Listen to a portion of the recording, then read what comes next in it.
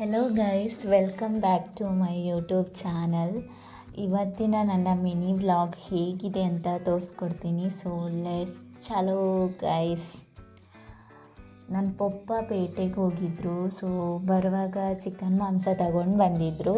Already ಇದು ಕ್ಲೀನಾಗಿಯೇ ಇತ್ತು, but ಇನ್ನು ಸ್ವಲ್ಪ ಕ್ಲೀನ್ ಮಾಡುವ ಅಂತ ಹೇಳಿ ನಾನು ಮತ್ತು ಅಮ್ಮ ಒಂದು ಬಾಳೆ ಎಲೆ ಎಲ್ಲ ಕೊಯ್ಕೊಂಡು ಬಂದು ಕ್ಲೀನ್ ಮಾಡೋಕ್ಕೆ ಶುರು ಮಾಡಿದ್ವಿ.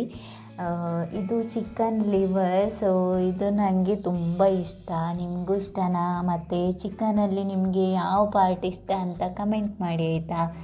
ನನಗಂತೂ ಲಿವರ್ ಮತ್ತು ಅದರ ಕುತ್ತಿಗೆ ಸಖತ್ ಇಷ್ಟ. ಕೋಳಿನ ಹೇಗೂ ಖತಮ್ ಮಾಡಿಕೊಂಡು ನಾನು ಬೇರೆ ಹೀಗೆ ಮಾತಾಡ್ತಿದ್ದೀನಿ. ಏನು ಮಾಡೋದು, ನನಗಂತೂ ನಾನ್ ವೆಜ್ ಅಂದ್ರೇ ಇಷ್ಟ.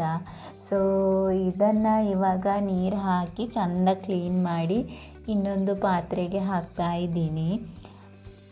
ನನಗಂತೂ ಎಲ್ಲನೂ ನೀಟಾಗಿ ಕ್ಲೀನ್ ಆಗಿರಬೇಕು. ಸೊ ಚಿಕನ್ ಮಾಂಸವನ್ನು ಚೆಂದ ಕ್ಲೀನ್ ಮಾಡಿ ಸ್ವಲ್ಪ ಗ್ರೇವಿ ಮಾಡುವ ಮತ್ತು ಸ್ವಲ್ಪ ಕಬಾಬ್ಗೆ ಅಂತ ಡಿವೈಡ್ ಮಾಡಿಕೊಂಡು ಕಬಾಬ್ಗೆ ರೆಡಿ ಮಾಡ್ಕೊಳ್ಳೋಕ್ಕೆ ಶುರು ಮಾಡಿದೆ. ಫಸ್ಟ್ ಒಂದು ಪ್ಯಾಕ್ ಕಬಾಬ್ ಮಸಾಲ ಹಾಕಿದೆ. ಆಮೇಲೆ ಇಷ್ಟು ಸಾಕಾಗಲ್ಲ ಅಂಥೇಳಿ ಇನ್ನೊಂದು ಪ್ಯಾಕೆಟ್ ಹಾಕಿದೆ. ಆಮೇಲೆ ಸ್ವಲ್ಪ ಉಪ್ಪು ಹಾಕಿದೆ. ಕಬಾಬ್ ಮಸಾಲೆಯಲ್ಲಿ ಉಪ್ಪು ಮತ್ತು ಖಾರ ಇರುತ್ತೆ, ಆದರೂ ಸ್ವಲ್ಪ ಇರಲಿ ಹೇಳಿ ಸ್ವಲ್ಪ ಉಪ್ಪು ಹಾಕಿದೆ.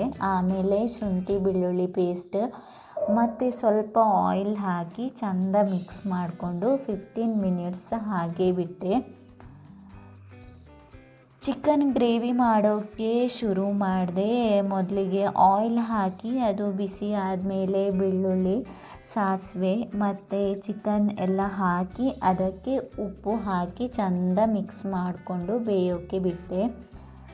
ನೆಕ್ಸ್ಟ್ ಈರುಳ್ಳಿನ ನೀಟಾಗಿ ಕಟ್ ಮಾಡಿಕೊಂಡು ಸ್ವಲ್ಪ ಕಾಯಿ ಮೆಣಸನ್ನು ಸಣ್ಣದಾಗಿ ಕಟ್ ಮಾಡಿಕೊಂಡು ಆಮೇಲೆ ಟೊಮ್ಯಾಟೊವನ್ನು ಕಟ್ ಮಾಡಿಕೊಂಡೆ.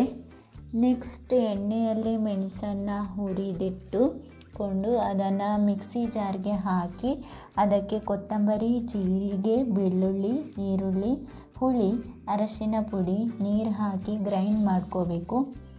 ಅದಾದಮೇಲೆ ಕೊತ್ತಂಬರಿ ಮತ್ತು ಜೀರಿಗೆ ಪುಡಿ ಮಾಡಿಕೊಂಡೆ.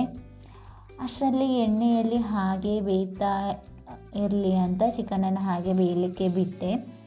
ಅದಾದಮೇಲೆ ಇದು ಬೇಯ್ತಾ ಬಂತು. ಅದಕ್ಕೆ ಮಸಾಲೆ ಮಿಶ್ರಣವನ್ನು ಸೇರಿಸಿ ಚೆಂದ ಮಿಕ್ಸ್ ಮಾಡಿಕೊಂಡು ಹಾಗೆ ಆಮೇಲೆ ಬೇಯಲಿಕ್ಕೆ ಬಿಟ್ಟು ಆಮೇಲೆ ಕಬಾಬ್ ಕಾಯಿಸುವ ಅಂತ ಹೊರಟೆ. ಸೊ ಎಣ್ಣೆಯಲ್ಲಿ ಫ್ರೈ ಆಗ್ತಾ ಉಂಟು.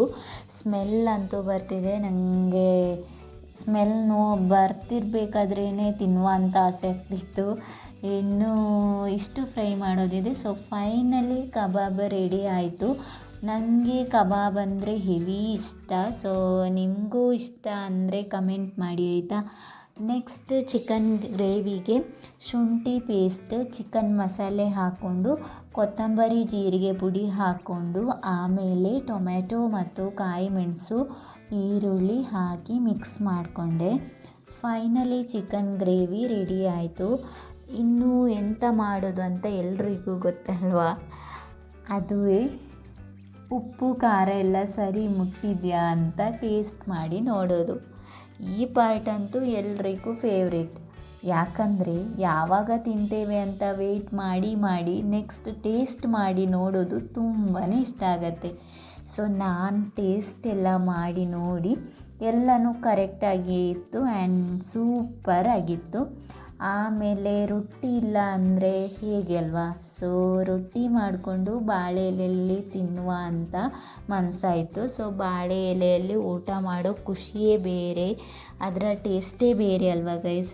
ಸೊ ರೊಟ್ಟಿ ಜೊತೆ ಚಿಕನ್ ಗ್ರೇವಿ ಮತ್ತು ಕಬಾಬ್ ಹಾಕ್ಕೊಂಡು ಫುಲ್ ಬ್ಯಾಟಿಂಗ್ ಮಾಡಿದೆ. ಇದರಲ್ಲಿ ನಾನು ಆವಾಗಲೇ ಹೇಳ್ದಾಗೆ ನನಗೆ ಲಿವರ್ ಮತ್ತು ಕುತ್ತಿಗೆ ಪಾರ್ಟ್ ಸಖತ್ ಇಷ್ಟ. ಸೊ ನೀವು ಈ ರೀತಿ ಟ್ರೈ ಮಾಡಿ ನೋಡಿ ಆಯಿತಾ. ಹಾಗೆ ತಪ್ಪದೆ ಎಲ್ಲರೂ ಬನ್ನಿ ಜೊತೇಲಿ ಊಟ ಮಾಡುವ ಗೈಸ್. ಇದಾಗಿತ್ತು ನನ್ನ ಇವತ್ತಿನ ಸ್ಪೆಷಲ್ ನಮ್ಮ ಮನೆಯದು. ಸೊ ಚಿಕನ್ನಲ್ಲಿ ಇನ್ನಷ್ಟು ವೆರೈಟಿ ರೆಸಿಪಿಯೊಂದಿಗೆ ಮತ್ತೆ ಸಿಗ್ತೀನಿ ಅಂತ ಹೇಳ್ತಾ ಈ ವಿಡಿಯೋ ನಿಮಗೆ ಇಷ್ಟ ಆದಲ್ಲಿ ಕಮೆಂಟ್ ಮಾಡಿ, ಶೇರ್ ಮಾಡಿ. ಹಾಗೆ ನಮ್ಮ ಚಾನಲನ್ನು ಸಬ್ಸ್ಕ್ರೈಬ್ ಆಗೋದನ್ನು ಮರಿಬೇಡಿ ಅಂತ ಹೇಳ್ತಾ ಮುಂದಿನ ವೀಡಿಯೋದಲ್ಲಿ ಮತ್ತೆ ಸಿಗ್ತೀನಿ. Take care.